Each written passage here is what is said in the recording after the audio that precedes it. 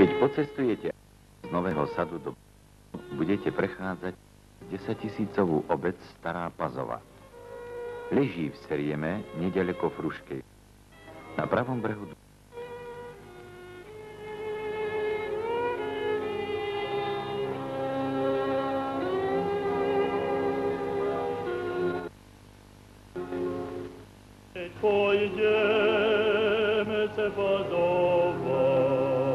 tu žijú si, ktorí celé generácie odovzdávajú zvyky, obyčaje a nádherné ženské kroje, za kými sa v Juhoslávii ani na Slovensku už nestretneme.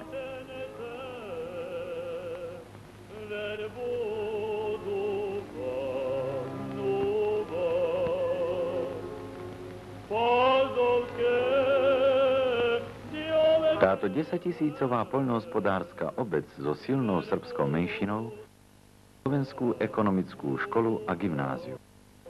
Slováci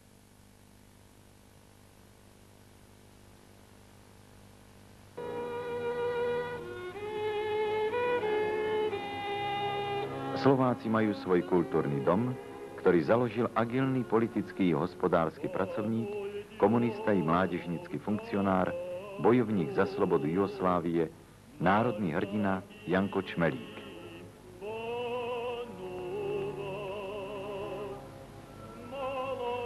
Celý svoj život a prácu obetoval za povznesenie svojich spolurodákov a za národnú slobodu. 15. mája 1942 ho nemeckí fašisti v Sriemskej Mitrovici popravili. Vďační rodáci postavili mu pomník v rodnej obci, kde žije jeho matka, žena i dcéra.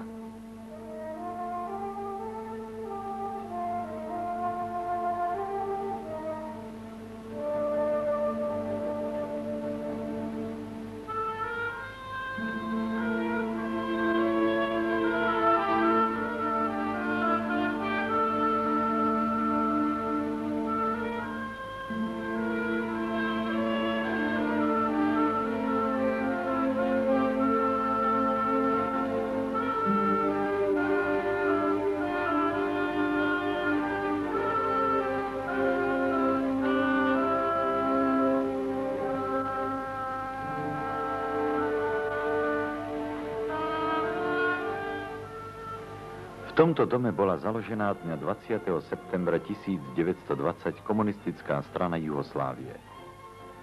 Boli to Slováci, ktorí už vtedy žili intenzívnym politickým životom.